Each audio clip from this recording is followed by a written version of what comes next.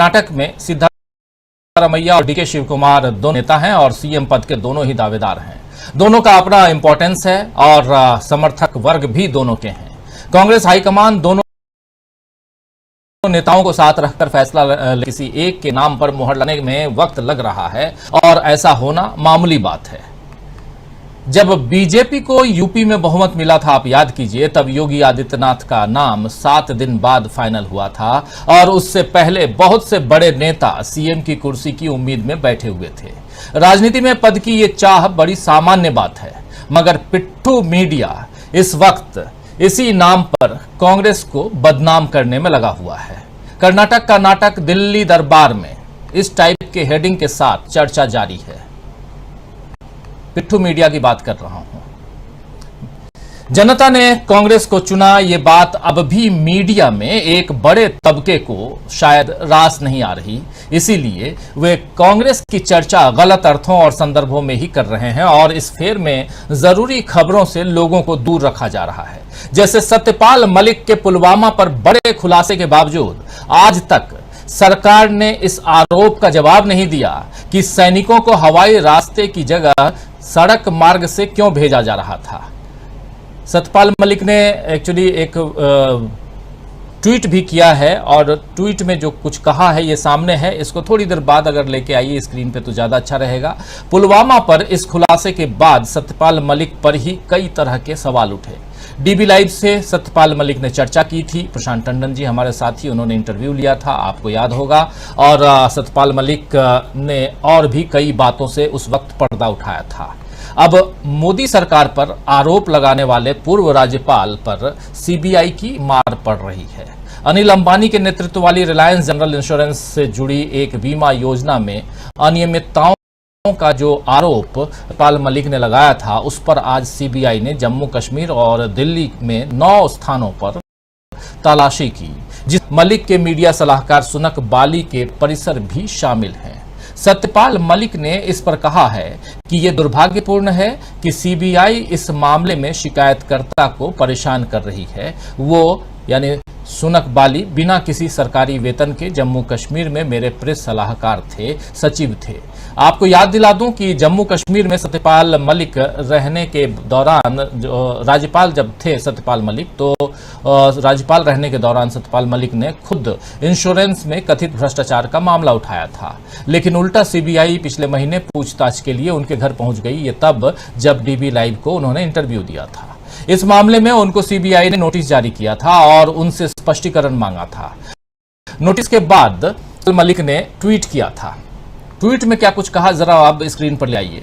Tweet में सत्यपाल मलिक ने कहा है कि मैंने सच बोलकर कुछ लोगों के पापों को उजागर कर दिया है। ये देखिए लिखा हुआ है साफ कि मैंने सच बोलकर कुछ लोगों के पापों को उजागर किया है, शायद इसीलिए मुझे बुलाया गया है। मैं एक किसान का बेटा हूं, मैं नहीं घबराऊंगा, मैं सच के साथ खड़ा हूं। ये सत्यपाल मलिक ने ट्वीट किया। सत्यपाल मलिक के और खासकर सत्यपाल मलिक ने राज्यपाल रहने के दौरान भी किसान आंदोलन के दौरान, आप देखिए कि किसान आंदोलन में भी मोदी सरकार की आलोचना की थी और जमकर आलोचना की थी। और अभी जंतर मंतर पर सत्यपाल मलिक पहलवान खिलाड़ियों के साथ खड़े दिखाई दिए। यानी मलिक हर तरह से सरकार के लिए चुनौती बन रहे हैं और इस बीच उनसे जुड़े लोगों पर सीबीआई की जांच शुरू हो गई है। जांच एजेंसियों की सक्रियता तो अच्छी बात है, लेकिन ये निष्पक्ष होनी चाहिए, ये भी अच्छी बात है। निष्पक्ष हो तब और भी अच्छी बात होगी। मतलब अगर देश के बड़े उद्योगपतियों और मोदी जी के करीबी पर अगर कोई आरोप लगे तो उसकी भी जांच होनी चाहिए। यहां कहने का आशय यही है। जैसे अडानी मामले में विपक्ष जेपीसी की मांग करता रहा, लेकिन राहुल गांधी मोदी जी से पूछते रहे कि यह रिश्ता क्या कहलाता है, मगर कोई जवाब नहीं आया। हिंडनबर्ग रिपोर्ट के कारण शेयर बाजार हिल गया तो सेबी की जिम्मेदारी है कि वो तुरंत जांच करे, मगर वो भी अदालत से वक्त मांग रही है। शॉर्ट सेलर फर्म जो है हिंडनबर्ग रिसर्च ने अडानी समूह पर धोखाधड़ी के आरोप लगाए थे, जिसकी जांच के लिए सेबी ने सुप्रीम कोर्ट से 6 महीने का समय और मांगा था, जिस पर आज सुप्रीम अदालत ने सेबी को 3 महीने का समय दिया है। यानी अब 14 अगस्त तक सेबी को वक्त मिल गया है। क्या 3 महीने में सेबी वो काम कर पाएगी जिसकी जिम्मेदारी उस पर है? ये बड़ा टेढ़ा सवाल है।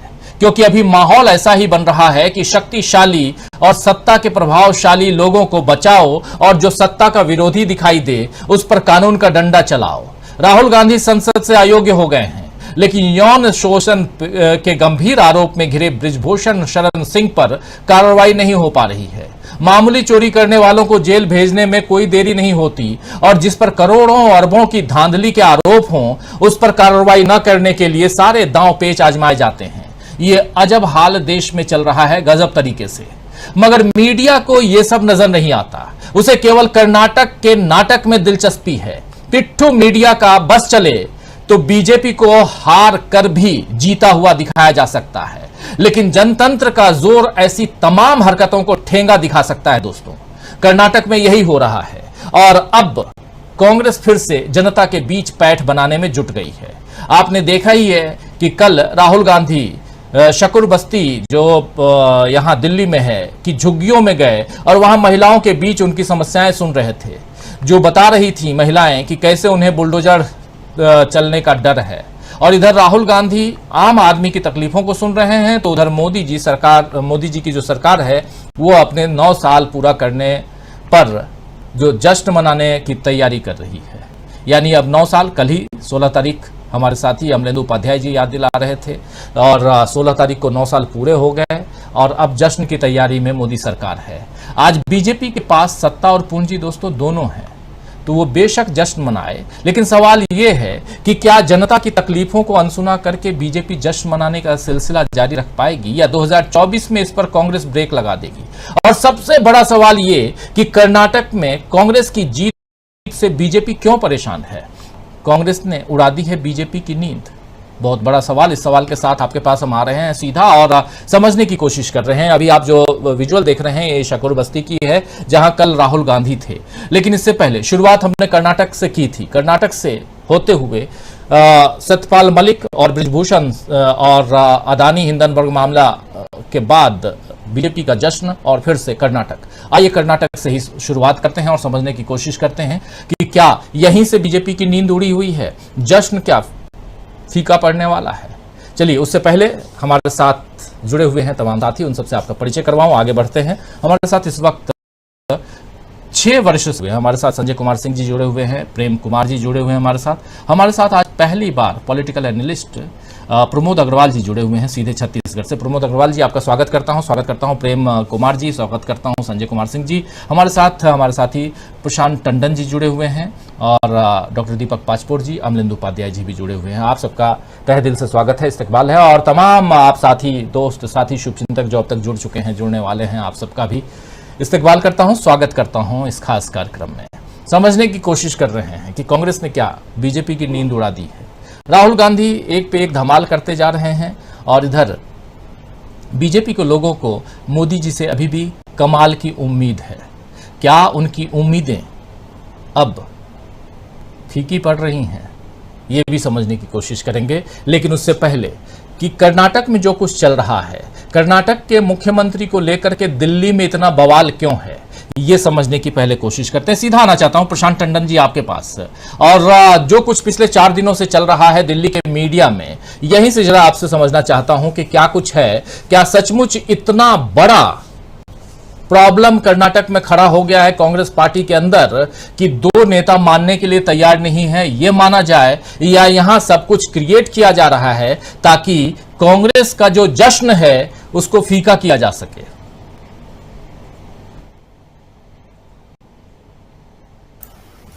अगर आप कांग्रेस को ऑब्जर्व करते रहे हैं तो कांग्रेस ऐसे ही करती है, क्योंकि कांग्रेस में कंसल्टेशंस बहुत होते हैं और जरा हमारे देश में लोगों को डेमोक्रेसी में कंसल्टेशन की आदत पड़ जानी चाहिए। जहां डिक्टेटरशिप होती है वहां फैसला तुरंत हो जाता है और सरकार क्योंकि बहुत सारे वादों के साथ बनी है, वो कांग्रेस शायद ये कर रही होगी कि किसको कई सारे सामाजिक समीकरण हैं, किसको मंत्रालय क्या देना है। जहाँ तक मेरी जानकारी है कि जो जगदीश शेट्टार चुनाव अपना हार गए, उनको भी एमएलसी बना के मंत्री बनाया जाएगा। ऐसे जो बीजेपी से आए थे उनको भी बनाया जाएगा डिप्टी सीएम। तो ये तमाम सारी एक्सरसाइज चल रही होंगी, लेकिन कंसल्टेशन तो बुरी बात नहीं है। हालांकि कांग्रेस को पहले से ही, क्योंकि उनको अगर जीत की उम्मीद थी तो ये कंसल्टेशन पहले भी हो सकता था। दूसरा कि राजीव जी, लोकतंत्र में ये बड़ी सामान्य सी बात है इतने दिन लग जाना। आप देखिए अमेरिका में जो दो पॉलिटिकल पार्टियां हैं बड़ी, डेमोक्रेट और रिपब्लिकन, जी। उनका अपना प्रेसिडेंशियल कैंडिडेट तय करने में साल भर लगता है। बराबर प्राइमरीज होती है, चुनाव होते हैं। तो ये डेमोक्रेसी में ये कंसल्टेशन प्रोसेस, इलेक्शन, बहुत से लोगों की राय लेना, कंसेंसस को क्रिएट करना, ये तो एक लंबी एक्सरसाइज है और ये होनी चाहिए। ये जितनी ज्यादा ट्रांसपेरेंट तरीके से होगी, जितना विचार विमर्श के साथ होगी, उतना अच्छा होता है। एक बात। दूसरी चीज की देखिए, बीजेपी ये आरोप लगा रही है। चलिए मैं उत्तर प्रदेश की बताता हूँ। कर्नाटक के चुनाव के नतीजे आए तो अभी 40 दिन हुए हैं ना, आज चौथा दिन है ना। 13 तारीख को रिजल्ट आए थे, 17 दिन है, 17 तारीख है। उत्तर प्रदेश में 11 मार्च को रिजल्ट आ गया था 2017 में। चुनाव लड़ा गया केशव प्रसाद मौर्य की अध्यक्षता में। केशव प्रसाद मौर्य की मुख्यमंत्री पद की दावेदारी थी। उसके बाद ही उनको किनारे करके और मनोज सिन्हा को आगे बढ़ाया गया। वो मनोज सिन्हा मोदी साहब की पसंद थे। मनोज सिन्हा को कन्वे भी कर दिया गया। मनोज सिन्हा मंदिर मंदिर दर्शन कर रहे थे बनारस में, बाबा विश्वनाथ के दर्शन कर रहे थे, और 17 तारीख को 100 गाड़ियों का काफिला लेकर लखनऊ आने की तैयारी कर रहे थे। 18 तारीख की सुबह आरएसएस के भैया जी जोशी का फोन जाता अमित शाह के पास कि योगी आदित्यनाथ को बनाना है। आदित्यनाथ जी को ढूंढा गया, कहाँ हैं। इस बीच होली भी पड़ गई थी। वो अपने मठ में थे गोरखपुर में। अमित शाह ने दिल्ली से एक चार्टर भेजा उनको लाने के लिए। उसी दोपहर उनको दिल्ली लाया गया, फिर वो मुख्यमंत्री बने। इस पूरी कारगुजारी में 18 तारीख को शपथ हुई, 11 तारीख की रिजल्ट के बाद,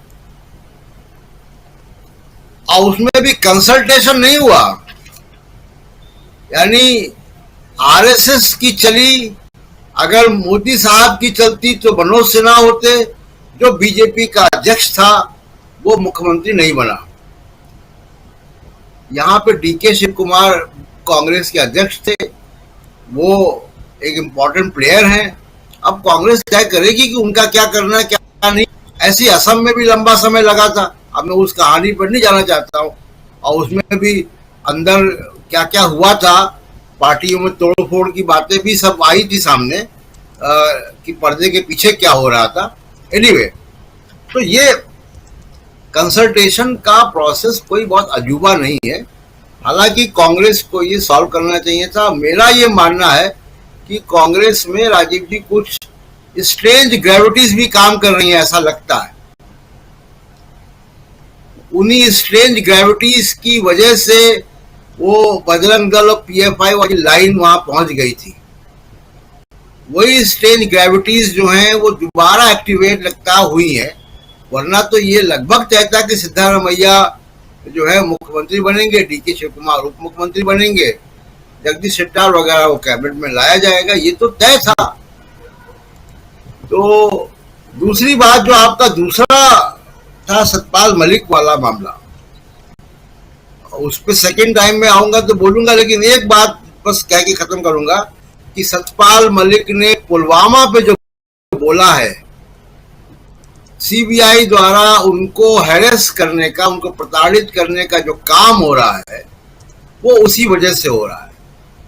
सतपाल मलिक जी के पास क्या है, एक व्यक्ति जिसके लिए धरने पे मेडल लाने वाली लड़कियां जंतर मंतर बैठी हैं, जो पॉक्सो का अभियुक्त है, जो कैमरे के सामने कह चुका है कि मैंने एक आदमी की हत्या की है, उसका आपराधिक रिकॉर्ड है 18-20 केसेस का, जितने भी केसेस का, उस व्यक्ति को तो सुरक्षा दी हुई है, 3 लेयर्स की बैरिकेडिंग है उसके घर के सामने।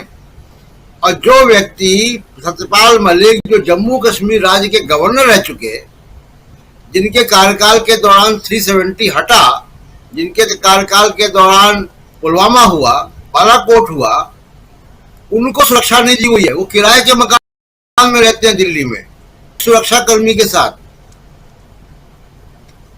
और दूसरा व्यक्ति जो उनके साथ रहता था उसके यहाँ रेड पड़ रही है, मिस्टर राणा। तो सत्यपाल मलिक को जो तंग कर रहे हैं 75 साल के व्यक्ति को, जो कि बीमार भी हैं, उसका कारण सिर्फ यह है कि पुलवामा पे उन्होंने बोला है। अब उसका क्या मतलब है वो अगले राउंड में जब मैं आऊंगा तब बात करेंगे। बिल्कुल बिल्कुल, पुलवामा भी बार बार जो है वो ये शब्द याद रखिए। हालांकि इस ये जो जगह है, शब्द तो दूर जगह की बात करूं तो पुलवामा और बालाकोट हमेशा इतिहास में दर्ज है और हमेशा अलग अलग जगह से अलग अलग नज़रिए से याद रखा जाएगा।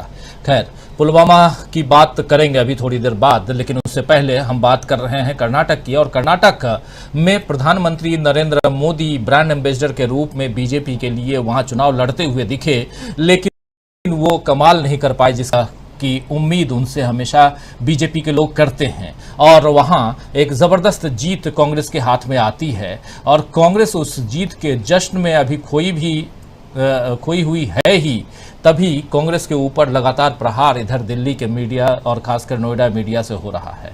इसके क्या मायने हैं ये समझने की हम कोशिश कर रहे हैं। क्या सचमुच सिद्धारमैया और डीके शिव कुमार के बीच में इतनी ज्यादा दोनों के गैप है, जो दोनों एक ही कुर्सी को पाना चाहते हैं? क्या राजस्थान, छत्तीसगढ़ और मध्य प्रदेश की कहानी रिपीट होते हुए जैसे दिखाई जा रही है वैसा ही है या कुछ और है? समझना चाहता हूं। प्रेम कुमार जी, आपके पास आना चाहता हूं। प्रेम कुमार जी, जरा इस बात से पर्दा हटाने की हम कोशिश कर रहे हैं, क्योंकि एक तरफा बातें तो हो ही रही हैं, लेकिन इसका कुछ न कुछ तो दूसरा पक्ष होगा ही। उस दूसरे पक्ष को टटोलने की कोशिश पहले प्रशांत टंडन जी से भी समझना चाहता हूं, क्या कुछ है? क्या सचमुच कांग्रेस में अनुशासनहीनता इतनी ज्यादा है कि आला कमान की बात नहीं सुन रहा है, या इतनी स्वतंत्रता है, इतनी डेमोक्रेसी है कांग्रेस के अंदर, जैसा प्रशांत टंडन जी कह रहे थे कि यहां हर बात को के बीच स्वतंत्र रूप से चर्चा करके सामने लाया जाता है? क्या माना जाए? जी शुक्रिया राजीव जी। देखिए, राजनीति में आला कमान जब जब मजबूत होता है तो फैसले में वो दिखता है, और कांग्रेस का कल्चर बिल्कुल दूसरी पार्टियों से अलग है। लेकिन हम कांग्रेस से इतर भी बात करें, एक उदाहरण ले लेते हैं भारतीय जनता से, जो कि महाराष्ट्र में शिवसेना के साथ एक बातचीत करके उन्होंने सरकार बनाई थी। उद्धव ठाकरे इसलिए अलग हुए बीजेपी से, ये कहते हुए मुख्यमंत्री बनाने का जो वादा है बाल ठाकरे साहब के कमरे में अमित शाह जी ने किया था, ये बात कहते हुए वो अलग हुए थे। यानी हम ये कह रहे हैं कि जो बीजेपी का आला कमान है अपने सहयोगी दल के साथ एक वादा करता है और उसको पूरा नहीं करता है, तो वो घटनाएं घटी जो चेन में घटती हुई चली गई। महाराष्ट्र उसका उदाहरण है। कांग्रेस में भी उदाहरण है, ये राजस्थान का उदाहरण है, ऐसा नहीं है कि उदाहरण नहीं है, या छत्तीसगढ़ का भी उदाहरण है, जहां पर कि हम जो मीडिया दिखा रहा है कि राहुल अशोक सचिन की तस्वीर, और फिर उसी तरीके से भूपेश बघेल जी के साथ 3 और नेताओं की तस्वीर, वो सब दिखा रहे हैं। तो वहां से चीजें उठा करके ये अवसर मिला है मीडिया को कि वो कांग्रेस के सामने सवाल पेश कर सके कि क्या फिर वही होने वाला है, आलाकमान की बात कोई नहीं सुनेगा, क्या ऐसी स्थिति होने वाली है? प्रश्न से डरना नहीं चाहिए मेरे हिसाब से। मीडिया ये सवाल उठा रहा है तो उठाने दिया जाए, क्योंकि उदाहरण मौजूद है, वो उठाएगा। अब एक इस प्रश्न को आपको जवाब देना है। तक इसको मीडिया ये कह रहा है कि बगावत है, तो निश्चित रूप से गलत कह रहा है। ये बगावत की स्थिति है ही नहीं, अब तक आई ही नहीं। तो जो आई ही नहीं उसको बताया क्यों जा रहा है, खास करके कर्नाटक के संदर्भ में मैं कह रहा हूं। क्या कोई ऐसा फैसला आलाकमान ने ले लिया कि जिसको डी शिव कुमार या सिद्धारमैया मानने को तैयार नहीं है? ऐसा कुछ हुआ नहीं। तो मीडिया के इंटेंशन पर सवाल उठता है कि वो बगावत क्यों कह रहा है, ये उठता है। लेकिन ये भी तय हो जाएगा बहुत जल्दी, अगले 48 घंटे में तय हो जाएगा कौन बनेगा सीएम। हालांकि इसकी घोषणा विधायक दल की बैठक में ही होगी, ये तय लगता है। उससे पहले ऐसा नहीं होगा कि कांग्रेस प्रेस कॉन्फ्रेंस करेगी और मुख्यमंत्री की घोषणा करेगी। तो विधायक दल के ही बैठक में होगा, इसकी उम्मीद है। और जो तैयारी चल रही है वो ये है कि कर्नाटक से एक बड़ा संदेश देश को दिया जाए। कांग्रेस का फोकस वहां है, मीडिया का फोकस चाहे जहां हो। कांग्रेस का फोकस है कि कर्नाटक में मुख्यमंत्री का जो शपथ ग्रहण समारोह होगा, वहां विपक्ष के तमाम नेताओं को इकट्ठा करके एक मैसेज दिया जाए। जो कर्नाटक की जनता ने वास्तव में मैसेज दिया है, उस मैसेज को एक तरह से पैकेजिंग किया जाए, ये कांग्रेस की कोशिश है और वो दिखेगी। तो यही जवाब यही है। हम मीडिया को जो गलत कर रहा है लोग समझ रहे हैं, जो मीडिया को हम रोक भी नहीं सकते। लेकिन मीडिया का जवाब यही है कि कांग्रेस अपने कार्यक्रम से, अपने योजना से उसका जवाब दे। और अपने प्रशांत जी ने सही बताया, उत्तर प्रदेश का उदाहरण दिया, जबकि देरी हुई थी चुनाव में मुख्यमंत्री तय करने में। असम का भी उदाहरण दिया, जिसमें कि 12-13 दिन बाद में हेमंत बिस्वा शर्मा शपथ ले पाए थे। उत्तराखंड का धामी जी का उदाहरण ले लीजिए, उनका भी 13 दिन के बाद में। तो 12-13 दिन तो बीजेपी जैसी पार्टी ले रही है फैसला करने में कि मुख्यमंत्री कौन होगा। और उस समय होता था कि मोदी चलेंगे मास्टर स्ट्रोक, हाँ ऐसा नाम आएगा जो कोई सोचा ही नहीं। हाँ, ये इस तरह से मीडिया पे चीजों को पेश करता था कि सारे सूत्र फेल हो जाएंगे, जो मुख्यमंत्री होगा वो तो मोदी जी बताएंगे, वो मास्टर स्ट्रोक होगा और नया नाम बिल्कुल होगा। जिसका नाम मीडिया में आ गया वो तो मुख्यमंत्री बनेगा ही नहीं। तो इसका मतलब है कि मीडिया बीजेपी के लोग जिसमें जो आकांक्षा रखते हैं पद पाने की, वो अपना नाम कहीं लीक ना करे मीडिया को। तो ये दहशत फैलाया गया। तो वो मीडिया की रिपोर्टिंग में बीजेपी के भीतर उनके ही नेताओं के लिए दहशत दिख रही थी। आज कांग्रेस के से जुड़ी रिपोर्टिंग में कांग्रेस नेताओं के लिए दहशत नहीं दिख रही है। ये दहशत कांग्रेस के विरोधी लोगों की दिख रही है, जो कि बता रहे हैं कि दोनों लड़ रहे हैं, बगावत हो गई है, जबकि ऐसा कुछ हुआ नहीं है। तो ये साफ तौर पर मीडिया की रिपोर्टिंग में डिफरेंस दिख रहा है। और हम लोग फील कर पाते, कई बार चीजों को जोड़ नहीं पाते, बहुत चीजें याद नहीं आती और व्यक्त नहीं कर पाते। लेकिन हर चर्चा में तो हम मौजूद रहे हैं, हम लोग चाहे बड़े बड़े अवसर पर। और हमने देखा है कि कैसे जब एक वक्त आता है तो मास्टर स्ट्रोक हो जाता है, किसी को नाम नहीं पता है, जो सूत्र हैं सारे गलत हो जाते हैं। और यहाँ पर सबको नाम पता है कि इधर सिद्धारमैया और डीके शिव कुमार, कोई तीसरा नाम नहीं है। फिर भी डाउट है कि कौन बनेगा सीएम और बगावत होगी। ये तो बहुत आश्चर्य का विषय है। जी देखिए कितना मजेदार गेम चल रहा है और मजे लीजिए। आपके घर में अगर सैटेलाइट चैनल्स आप देखते हैं, यानी कि उसमें ये तमाम न्यूज़ चैनल्स अगर आप देखते हैं, तो चैनल्स को पलट करके, समाचार चैनलों की, न्यूज़ चैनलों की बात कर रहा हूँ, पलट के मज़े लीजिए। और अगर आपको पसंद ना आए तो फिर तुरंत तत्काल उसको बदल दीजिए और कहीं ओटीटी प्लेटफॉर्म के किसी और उस पर चले जाइए, वरना आपका बीपी जो है वो बढ़ सकता है, ब्लड प्रेशर बढ़ सकता है, बीमारी हो सकती है। तो बीमारी से भी बचना ज़रूरी है। खैर, आना चाहता हूं प्रमोद अग्रवाल जी आपके पास और आपसे समझना चाहता हूं कि किस रूप में देखा जाए कर्नाटक का जिक्र। हालांकि हम लोग पिछले 2 दिनों से नहीं कर रहे थे, लेकिन आज करना यहाँ लाजमी इसलिए समझ रहे हैं क्योंकि लगातार पिछले 4 दिनों से यही चल रहा है। हमारे तमाम दर्शक भी सोच रहे होंगे कि क्या कारण है कि हम लोग इस बात को छू नहीं रहे हैं, इसकी चर्चा नहीं कर रहे हैं। जहाँ तक हमारी टीम, जब हम लोग थे कर्नाटक चुनाव में ग्राउंड जीरो पे, तो वहाँ कोई इसमें मतभेद ही नहीं था। सबका कहना था कि सिद्धारमैया जो हैं वो बन रहे हैं, और अभी तक 99.9% अगर माना जाए तो वही बन रहे हैं मुख्यमंत्री। घोषणा जब भी हो, दो तस्वीरें आप देख रहे हैं, और दोनों कद्दावर नेता हैं, दोनों की खूब मेहनत रही है। और खासकर राहुल गांधी की जब पदयात्रा थी, भारत जोड़ो यात्रा, उस दौरान आपने वो तस्वीर भी देखी होगी जब ये दोनों नेता, सिद्धारमैया भी और डीके शिवकुमार भी, दोनों राहुल गांधी के साथ सड़क पे दौड़ लगाते हुए दिखे थे। राहुल गांधी के साथ सबसे पहले आप याद कीजिए कि डीके शिवकुमार दौड़े थे, थोड़े से यंग एज के हैं, लेकिन उसके बाद जब राहुल गांधी ने सिद्धारमैया को दौड़ाया तो कुछ पीछे से दौड़ के आए और उन्होंने कहा कि इनको हार्ट का प्रॉब्लम है और मत दौड़ाइए सड़क पे। ये तस्वीर भी सामने आई थी। तो यानी कि दोनों के बीच अगर कोई मतभेद या गलतफहमी है तो उसको दूर उसी दौरान राहुल गांधी ने कर लिया होगा, और उसका नतीजा है कि आज 135 सीटें लेकर के कांग्रेस आई है। अब मतभेद यहां जो बताया जा रहा है वो आपसे समझना चाहता हूं कि क्या सचमुच ऐसा मतभेद दिखाई देता है? एक पॉलिटिकल एनालिस्ट होने के नाते आपसे यह समझना। दूसरा, बार बार यह भी बताया जाता है कि कांग्रेस आला कमान, जो भी आला कमान हो, वो निर्णय लेने में देरी के कारण हर राज्य में अपने लोगों को, और खासकर जो शीर्ष पर बैठे हुए जो उनके कद्दावर नेता जो हैं, उनको फंसा करके कांग्रेस के आला कमान रख देते हैं। और उसका उदाहरण छत्तीसगढ़ का दिया जा रहा है, उसका उदाहरण राजस्थान का दिया जा रहा है, उसका उदाहरण मध्य प्रदेश का देकर के ये बताया जा रहा है कि वहां की सरकार जो है ज्योतिरादित्य सिंधिया और कमलनाथ की लड़ाई में चली गई। किस रूप में आप इसकी व्याख्या करेंगे? किस रूप में आप देखते हैं कर्नाटक में जो कुछ चल रहा है?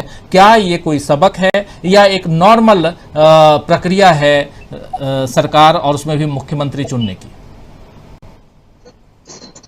मैं सभी को नमस्कार करता हूं।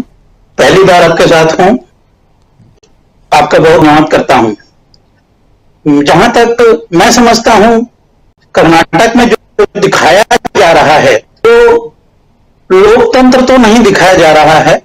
लोकतंत्र का मतलब ही यही, लोग हमारे पास हैं, जितने कद्दावर लोग हमारे पास हैं, हम उनसे आपस में चर्चा करें और इस चर्चा का निष्कर्ष निकाल करके एक जनता के सामने एक ऐसी तस्वीर पेश करें जिसे वो चाहती है, जिसके लिए वो।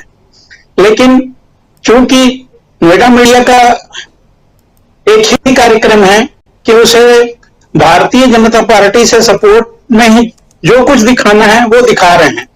सबसे बड़ी बात जो आज दिखाई जानी चाहिए थी वो यह थी कि देश की सबसे बड़ी पार्टी, जो अपने आप को विश्व की सबसे बड़ी पार्टी है, वह एक बहुत बड़ा चुनाव हार गई है। उनका अध्यक्ष आज बंबई में मेयर चुनाव जिताने के लिए गया हुआ है।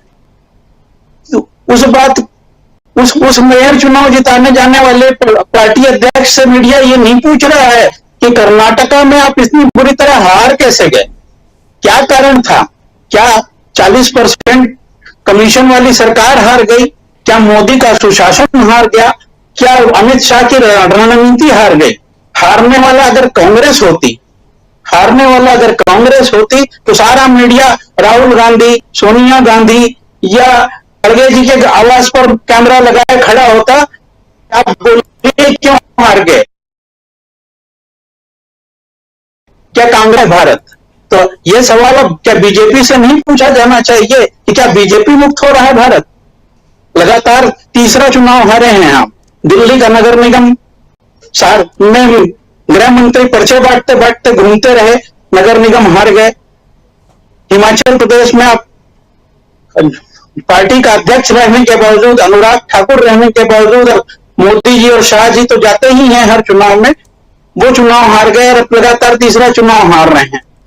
किसी भी राज्य के चुनाव के हारने से दो शक्तियां कम होती हैं। पहली, आप राज्य खोते हैं और राज्य के साथ साथ राज्यसभा की सीटें भी कम होती हैं आपकी। यह डर सताने लगा है कि अब क्या दक्षिण का दरवाजा बंद हो गया तो हिंदी गोबरपट्टी का दरवाजा भी बंद हो जाएगा। सिर्फ एक उत्तर प्रदेश के दम पर आप पूरे देश पर राज करने की नीति कब तक चलाते रहेंगे? आपका सुशासन बहुत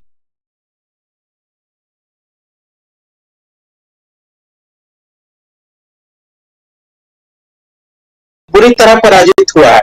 वही बात सिद्धारमैया या शिव कुमार के चुनाव चुनने की, तो सबसे बड़ी बात यह है कि कांग्रेस को यह भी ध्यान देना है कि जो केंद्र की सत्ता है वो संविधान का किस तरह से दुरुपयोग कर रही है। जिस दिन चुनाव हारती है उसी दिन वहां के डीजीपी को सीबीआई का चीफ नियुक्त कर दिया जाता है, जिसको शिव कुमार नालायक कहते हैं।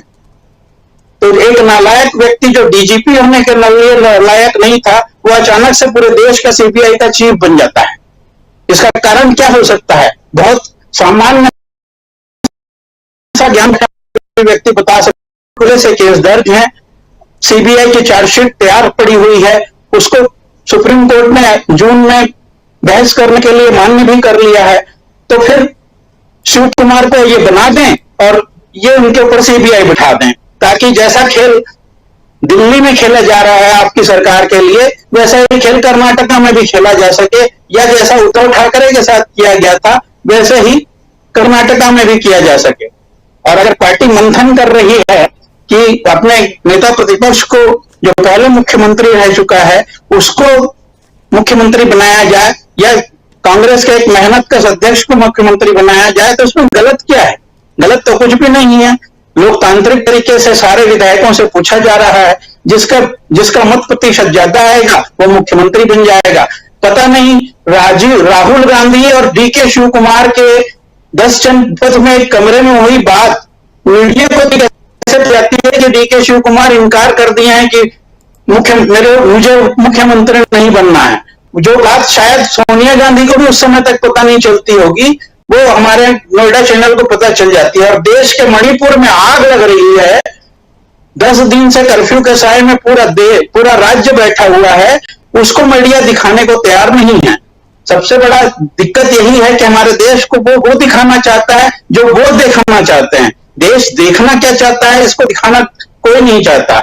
छत्तीसगढ़, मध्य प्रदेश या राजस्थान का जो भी उदाहरण दिया गया है, तो पहले इस मीडिया को यह भी देखना चाहिए कि कौन सा ऐसा राज्य है बीजेपी शासित, उन्होंने मुख्यमंत्री नहीं बदला है, जबकि डबल इंजन की सरकार थी। उत्तराखंड में 3 मुख्यमंत्री 2-3 महीने के कार्य में बदल दिए थे, तो क्या वो नकारा थे? एक मुख्यमंत्री को महाराष्ट्र का राज्य बना भेजा, उसके ऊपर सुप्रीम कोर्ट ने टिप्पणी की, पूरा देश देख रहा है। कितना असंवैधानिक व्यक्ति वहां पर मुख्यमंत्री भी रहा है। तो इस बात को मीडिया दिखाने को तैयार नहीं है। मुझे नहीं लगता कि कर्नाटका में कोई भी पेंच फंसा हुआ है। कर्नाटका बहुत सुलझा हुआ राज्य है। कर्नाटका से जितने भी पॉलिटिशियन राष्ट्रीय राजनीति में आए हैं आज तक, उनमें से किसी पर भी कोई दाग नहीं है। और कर्नाटका ने इस देश की सरकार को बता दिया है कि वह जुमलेबाजी, खोखले नारों, धर्म और नफरत की राजनीति में विश्वास नहीं रखती है। और जिस प्रेम की दुकान को खोलने की बात कही जा रही है, उस प्रेम की दुकान में जो चेहरा बिठाया जाएगा, उसका प्रेम पूरे देश में बरसेगा और पूरा देश शायद कर्नाटका की दिशा में जाए, इसका मंथन चल रहा है। और मेरा मानना यह है कि यह मंथन चलना चाहिए, और जितना मंथन होगा उतना मक्खन निकलेगा, उतना घी निकलेगा, और उस घी की फिसलन में कौन कौन फिसल रहा है ये पूरा देश देख रहा है। जी बिल्कुल, कौन कौन फिसलेगा और कौन कौन फिसल रहा है ये पूरा देश देख रहा है। और कर्नाटक में एक महत्वपूर्ण, एक इम्पॉर्टेंट पॉइंट आप यहाँ रेज कर रहे थे, और उसी से आगे चर्चा को बढ़ाना चाहता हूँ। संजय जी, प्रमोद अग्रवाल जी जो बात यहाँ कह रहे थे, डीके शिव कुमार, उनके ऊपर जो आरोप लगे थे, आप याद कीजिए कि डीके शिव कुमार कुछ दिन यहाँ दिल्ली में तिहाड़ जेल में भी बंद थे, और उनके ऊपर भ्रष्टाचार के आरोप सीबीआई, और जिस डीजीपी को वो कह रहे थे कि इस डीजीपी के ऊपर एफआईआर दर्ज होना चाहिए, उस डीजीपी को अब सीबीआई का हेड बना करके दिल्ली बुला लिया गया है।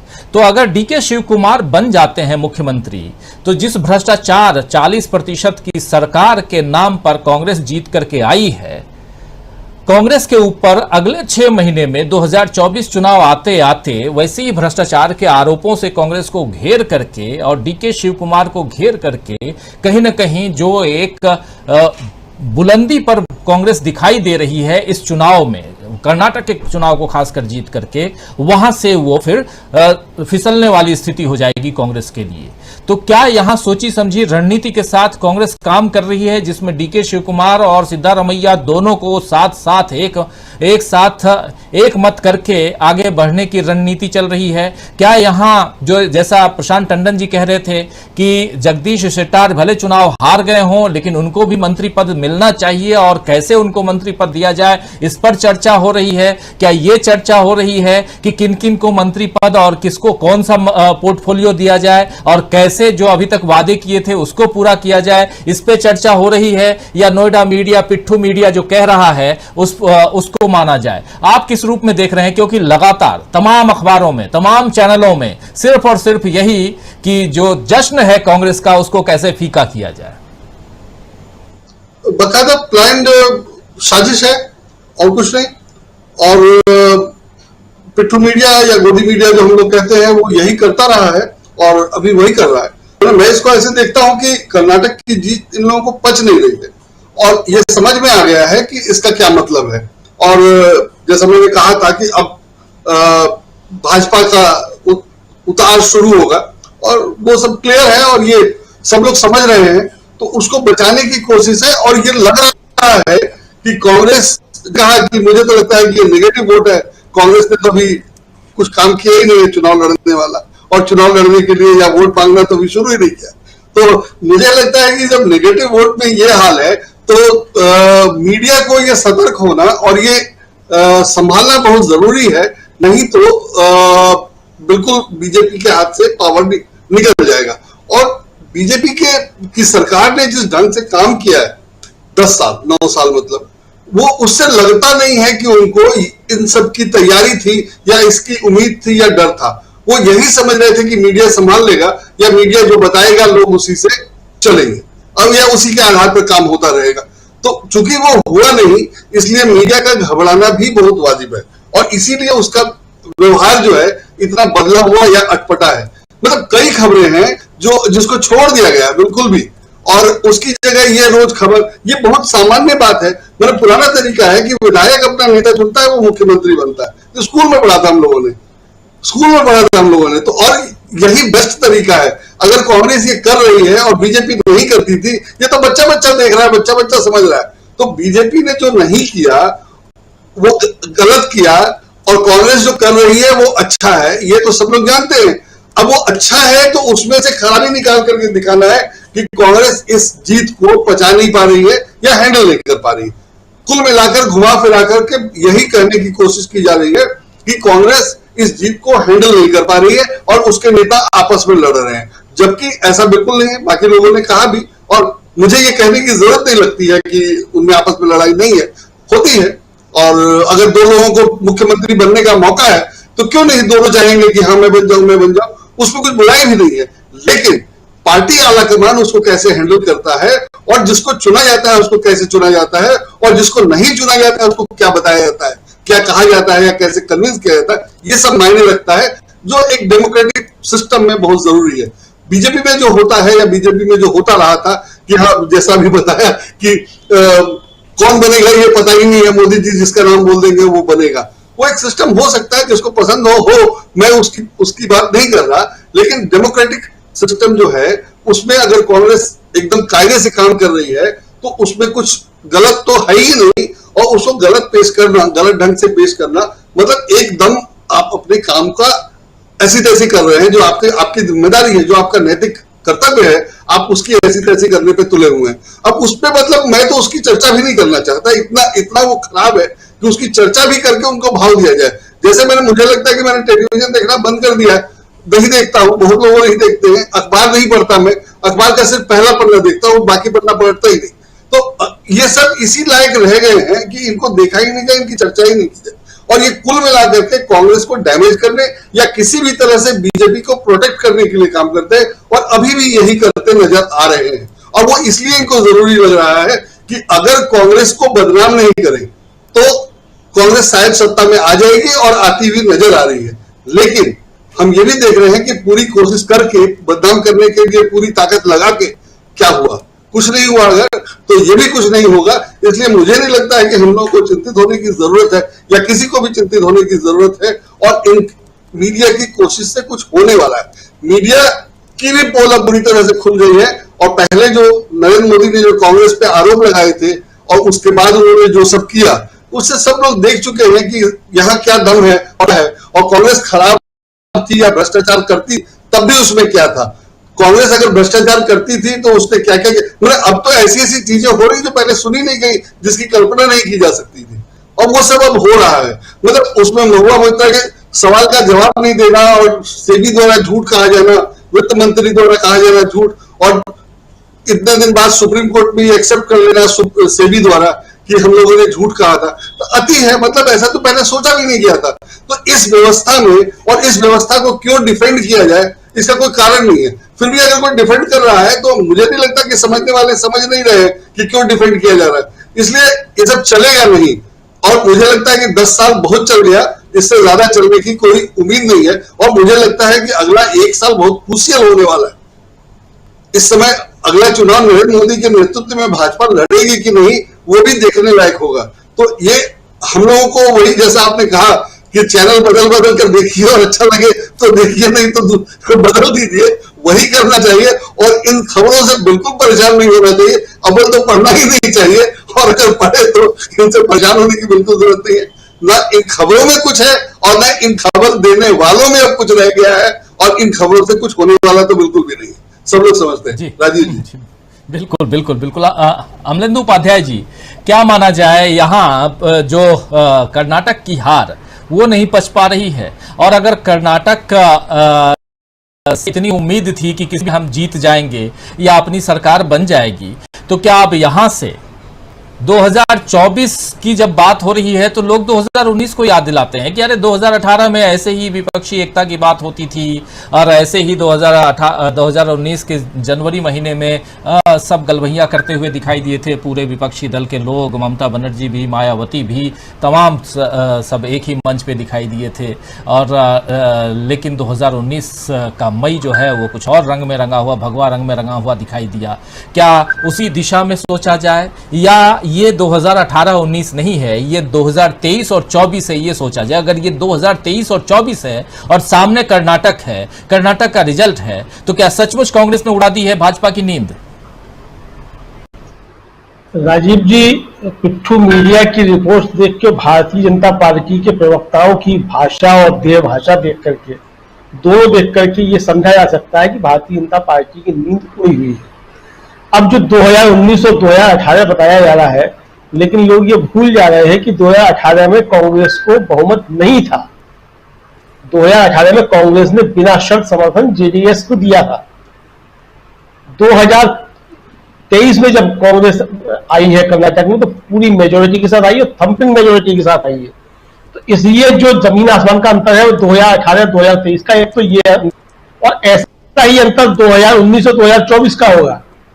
जो लोग 2019 को 2024 में देखना चाहते हैं वो मतलब गलतफहमी में है, और गलतफहमी अपनी दूर कर लेनी चाहिए, क्योंकि 2019 जो 2024 में नहीं दोहराया जा रहा है।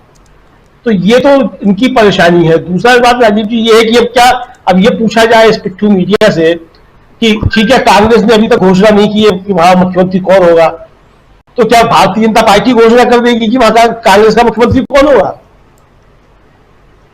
अगर घोषणा कांग्रेस को ही करनी है ना कि वहां मुख्यमंत्री कौन होगा, कांग्रेस करेगी। वो तो इनका बस नहीं चलाया, वरना जिस दिन रिजल्ट घोषित हुए थे उस दिन शाम को थे वो 3 पोस्टर लग गए थे कि 3 दावेदार है वहां मुख्यमंत्री पद के, सिद्धा रवैया, DK शिव कुमार, मल्लिकार्जुन खड़गे, 3 नाम चल रहे थे। वो तो सदबुद्धि आ गई कि इनको ये अगले दिन जो मल्लिकार्जुन खड़गे का नाम हटाया गया कि अरे ये तो हाईकमान है, ये तय करेंगे। जब ये आया कि विधायकों की राय लेकर के और खड़गे जी को रिपोर्ट किया जाएगा और खड़गे जी तय करेंगे, तब तो खड़गे जी का पोस्टर, वरना भी पोस्टर लगाऊंगा। तो ये तो पिट्ठू मीडिया जिसको चाहे उसका पोस्टर लगा सकता है, इनके पोस्टर लगाने से कुछ नहीं होता है। दूसरी बात यह है कि राजीव जी एक चैनल पे मैं था तो कहा गया उससे कि वो सचिन पायलट जो है वहां देखिए जिस तरीके से कर रहे हैं, और DK शिव कुमार को जो है वो ट्रबल शूटर कहा जाता है, और वो भी जो है वो समस्या पैदा करेंगे। मैंने कहा एक तो बात कि DK Shiv Kumar troubleshooter हैं और सचिन पायलट ट्रबल हैं, दोनों में अंतर है। तो DK Shiv Kumar troubleshooter थे और ट्रबल शूटर अभी भी हैं। तो इसलिए कोई अंतर नहीं है। दूसरी बात यह कि डी के शिव कुमार के 2-3 बयान पिछले दिनों में आए, और आज मैं देख रहा था कि उनसे कई मीडिया कर्मी बात कर रहे थे कि आप रिजाइन करेंगे, तो उन्होंने कहा कि अगर आपने इस तरह की खबर चलाई तो मैं आप पे डिफेमेशन का केस दाखिल कर दूंगा। यानी कि जो मीडिया जो चला रहा है, शिव कुमार जो है वो अच्छे तरीके से समझ रहे हैं कि क्या स्थिति है और किस तरीके से पार्टी को आगे लेकर के जाना है।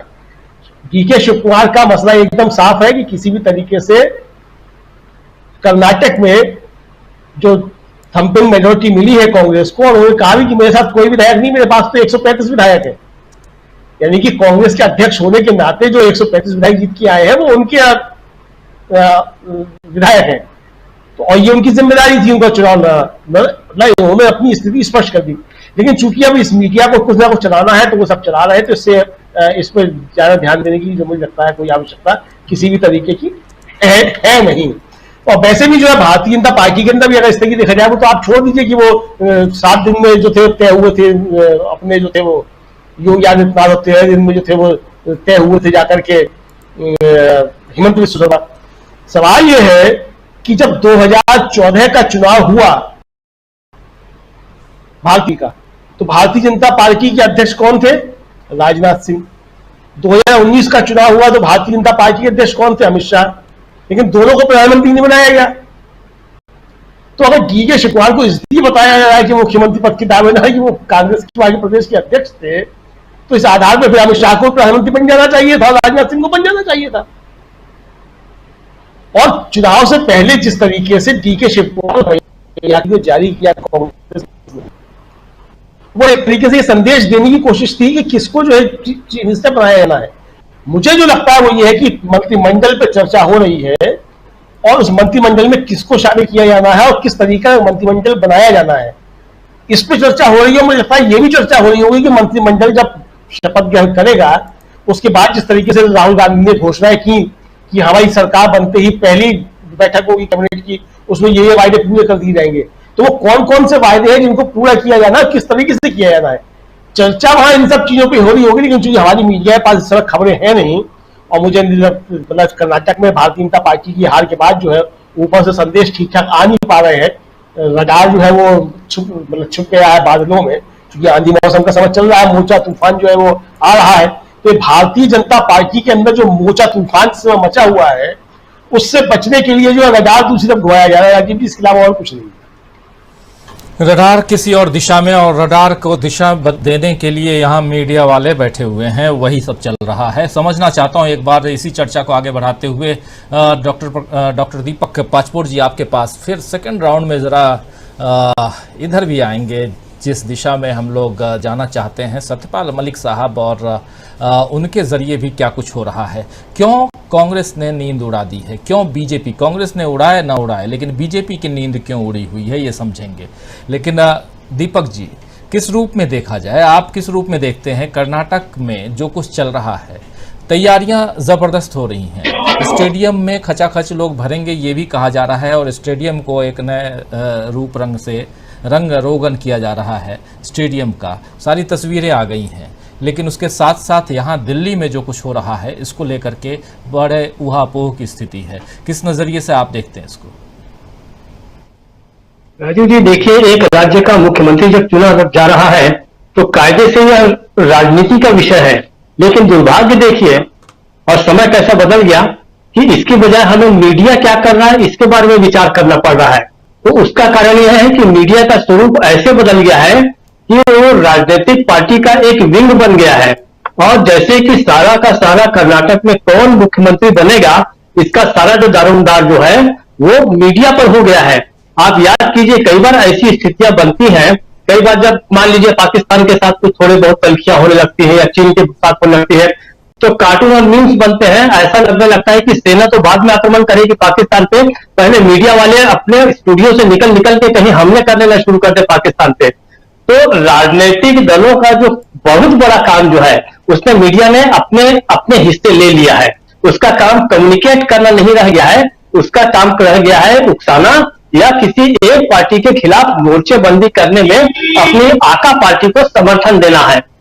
जो लुटियंस जो मीडिया है जिसको हम नोएडा मीडिया भी कहते हैं, बहुत सारे, देखिए कितनी अच्छी बात है कि मीडिया के कितने सारे नाम हो गए आज हमारे पास।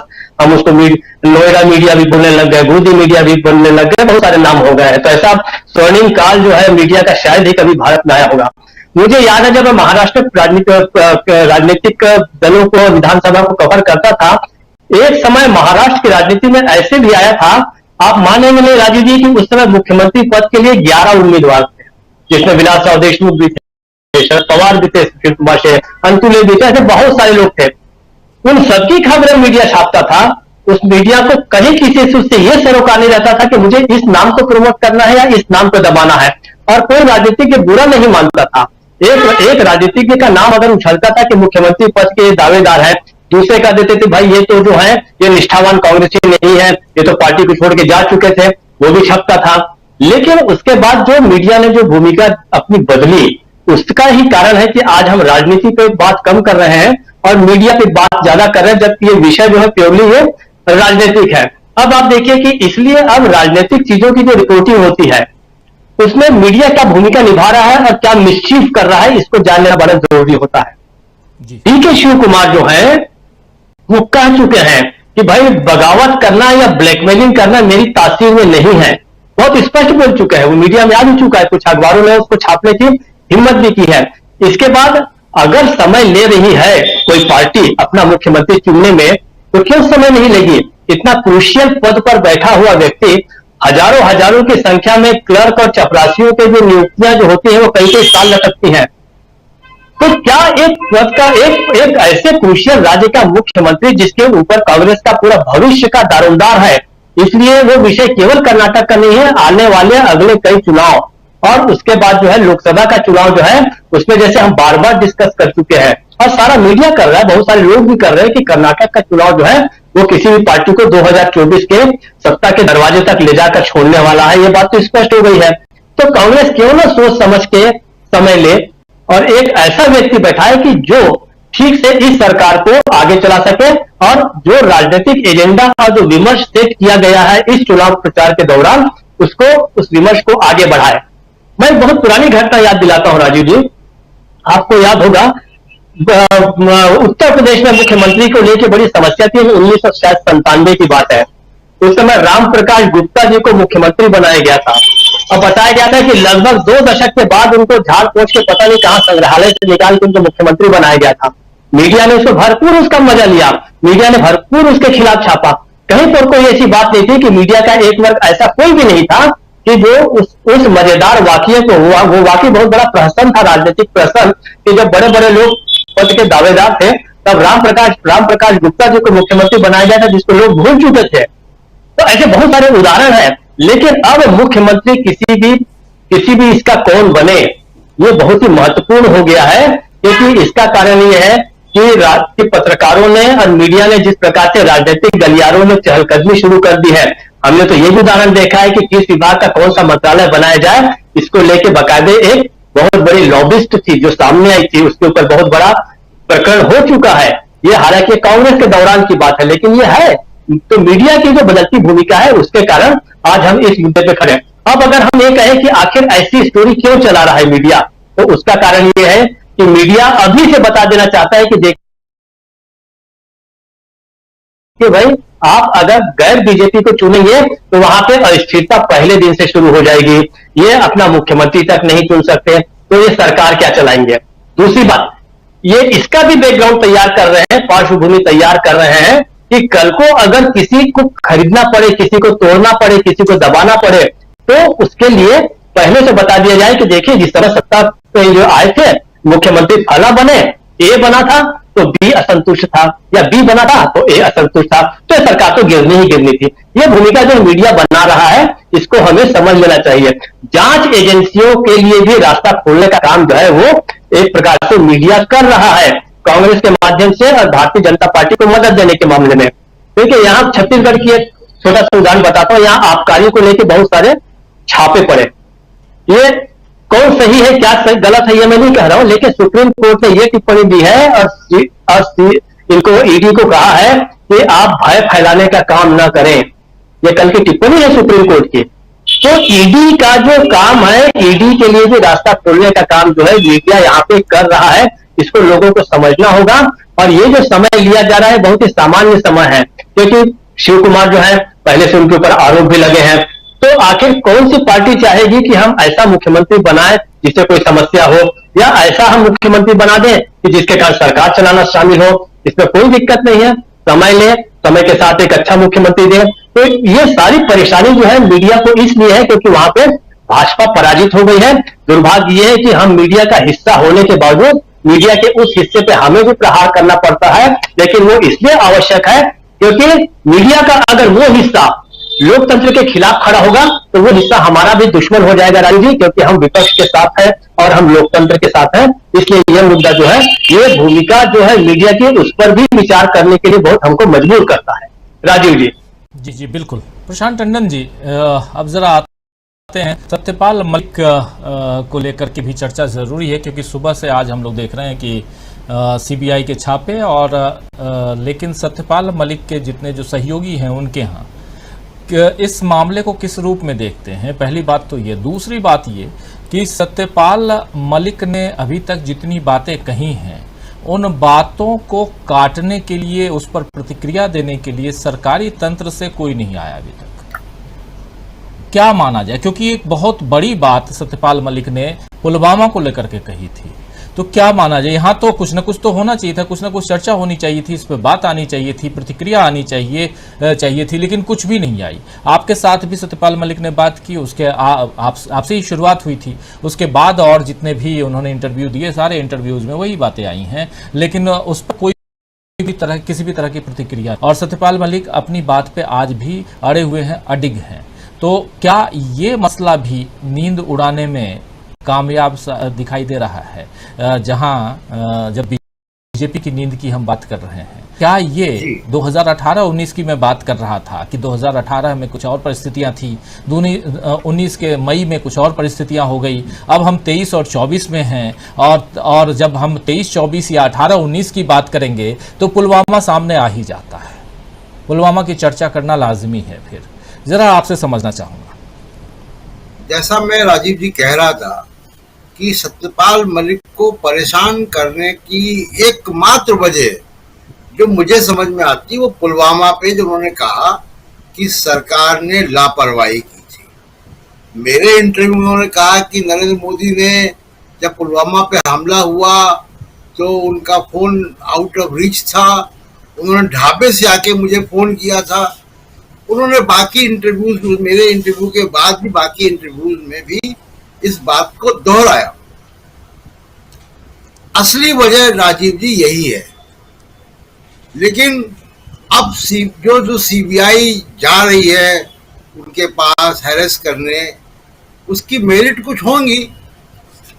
जब मुझे इंटरव्यू दिया उन्होंने, उसके 1 साल पहले सीबीआई उनसे क्वेश्चन पूछ चुकी थी।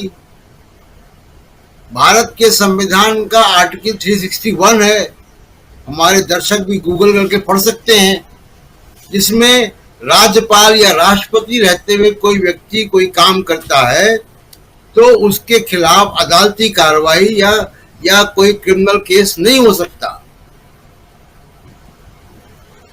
तो जो सत्यपाल मलिक ने 2 मामले रद्द किए और वो विसिल ब्लोअर हैं, उन्होंने तो घोटाले उजागर किए। जो लोग घोटाले में शामिल है उनसे पूछताछ करे ना सीबीआई, जो लीगल नोटिस भेज रहे हैं उनको या हमको। तो ये तो सत्यपाल मलिक का मामला तो ये कि उनके ऊपर तो विसिल ब्लोअर है, पहली बात। दूसरी बात कि पुलवामा, देखिए पुलवामा का मामला क्या है, पुलवामा से क्यों मोदी इतना परेशान है।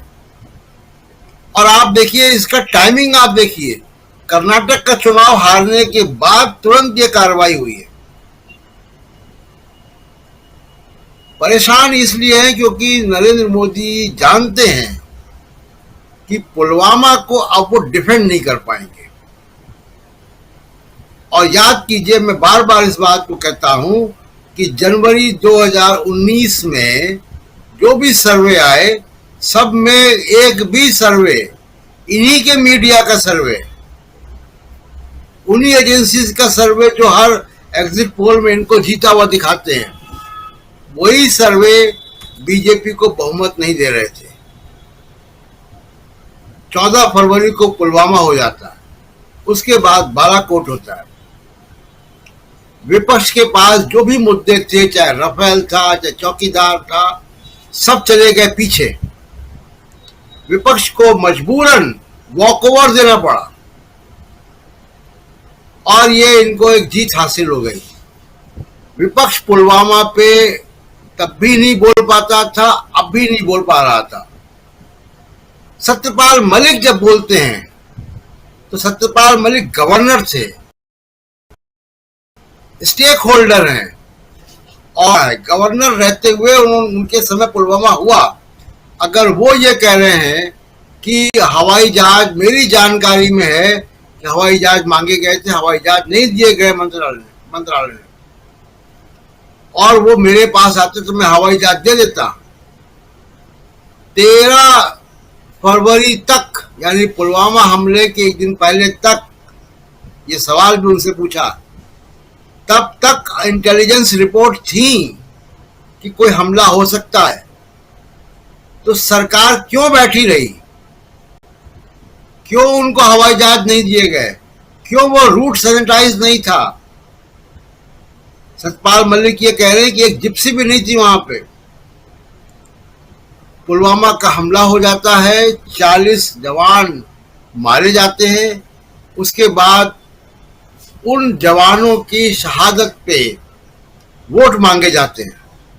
नरेंद्र मोदी ने खुद वोट मांगा, शर्म की बात है, लेकिन उन्होंने वोट मांगा। तो पुलवामा, अब जब सतपाल मलिक कहते हैं तो मैं बहुत सारे लोगों के बीच में जाता हूं। अभी आप कर्नाटक में थे, वहां भी ये बातें होती थी। अब क्या है कि जब गवर्नर बोल रहा है तो लोगों के अंदर पुलवामा को लेकर सवाल खड़े होने लगे, संदेह पैदा होने लगा है। लोग बात कर रहे हैं कि क्या ये चुनाव से संबंध था मामला इसका कुछ। ये दिक्कत है नरेंद्र मोदी की, और जितना सतपाल मलिक बोलेंगे, जितना ये चीजें जाएंगी, उतना मोदी साहब के लिए बड़ी दिक्कत होगी, क्योंकि उनका एक बहुत बड़ा राष्ट्रवाद का जो गुब्बारा है उसमें स्विच उभारने का काम करता है जब भी सतपाल मलिक बोलते हैं। तो असली वजह ये है, और सत्यपाल मलिक के बार बार बोलने से, मीडिया को इंटरव्यू देने से, ये बात बड़े पैमाने पर ऑलरेडी अभी भी जा चुकी है कि पुलवामा का मामला कुछ गड़बड़ है, लापरवाही हुई है, 40 जवानों को मरने दिया गया। ये संदेह और ये बातें हो रही हैं, और ये नरेंद्र मोदी को पॉलिटिकली नुकसान पहुंचाएगा 2024 में।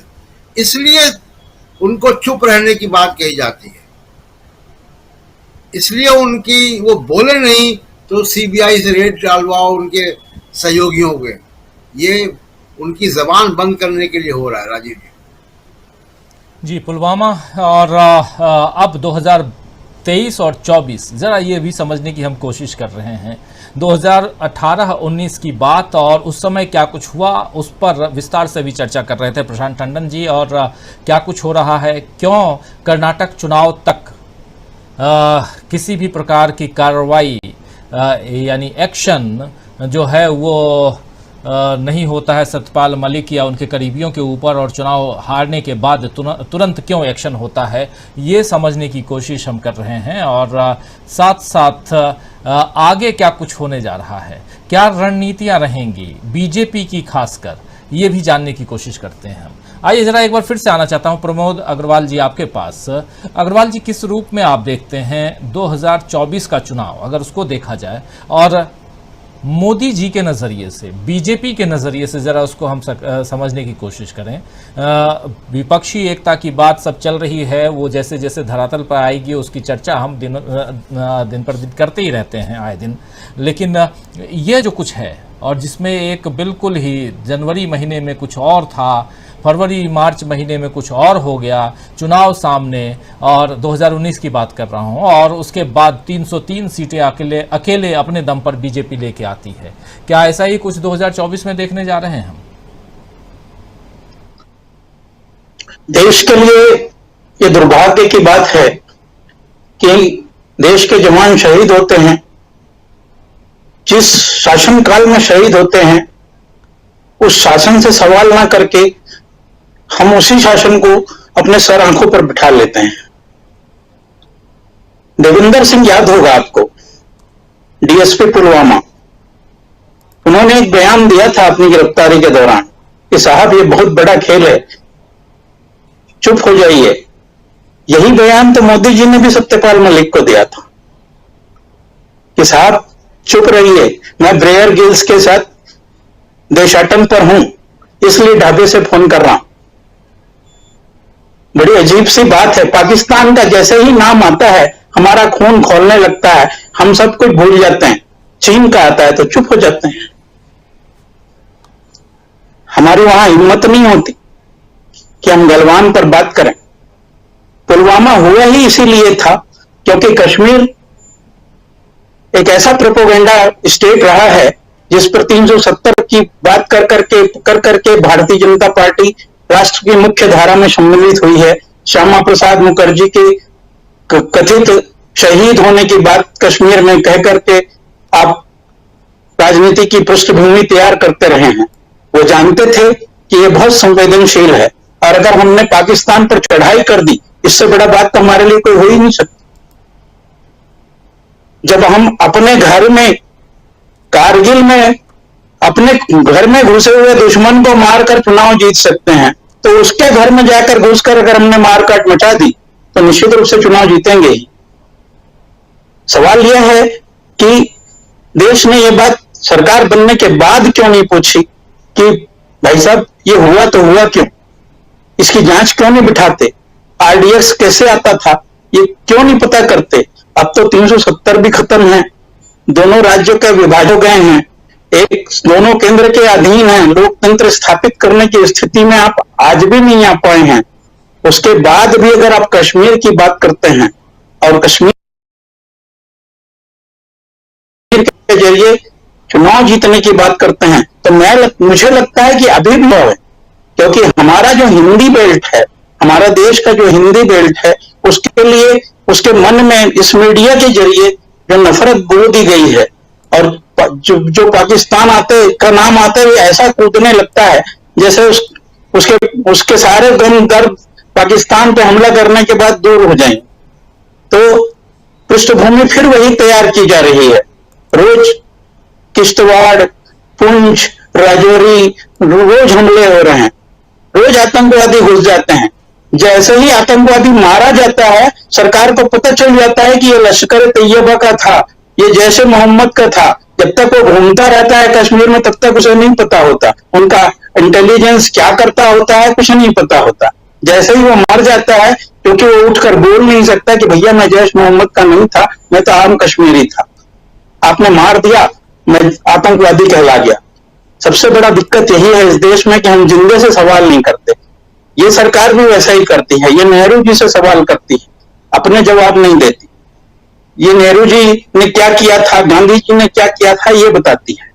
हम क्या कर रहे हैं ये कभी नहीं बताती।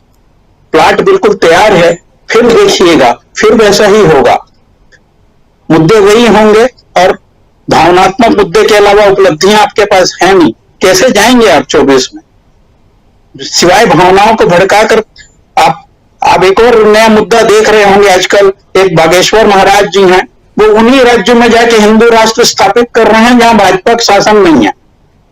वहां वो उन राज्यों में क्यों नहीं जाते जहां भाजपा का शासन है? उनको उस राज्य में तो कम से कम हिंदू राष्ट्र स्थापित कर देना चाहिए। ये सारा कथानक क्यों लिखा जा रहा है? इस बात को कर्नाटका ने तो बहुत अच्छे से समझा है, और बजरंगबली की तरह इनको बता भी दिया है कि क्या होता है, वोट का पावर क्या होता है। बजरंगबली की शक्ति जब वोट के पावर में तब्दील होती है तो रिजल्ट कैसे आते हैं। जिस दिन ये बात हमारा देश समझ जाएगा, उस दिन मुंह छुपाने की जगह नहीं है। ये बात नोट करके रख लीजिए। राजीव जी। जी, संजय जी, आपको भी लगता है कि 2023 के बाद अब 23 में जितने चुनाव हैं, लेकिन 24 मुख्य चुनाव, आम चुनाव, और उसके लिए अभी से पटकथा तैयार की जा रही है? बिल्कुल, मैंने पटकथा तो कुछ ना कुछ तैयारी तो करनी ही पड़ेगी। और हम लोग 2019 में ही पुलवामा जैसा कुछ हो जाएगा इसका अंदाजा तो नहीं था, लेकिन हम लोग मित्रों में आपस में चर्चा करते थे कि यार जो हालत है उसमें अगर पाकिस्तान से युद्ध हो जाए तो कोई बड़ी बात नहीं होगी, उसमें या तो ये सरकार जीत जाएगी या चुनाव होंगे ही नहीं। तो हम लोग आपस में मजाक में ये बात तो करते ही थे, और बाद में पुलवामा हो गया तो लगा ही कि सब कुछ क्लियर है।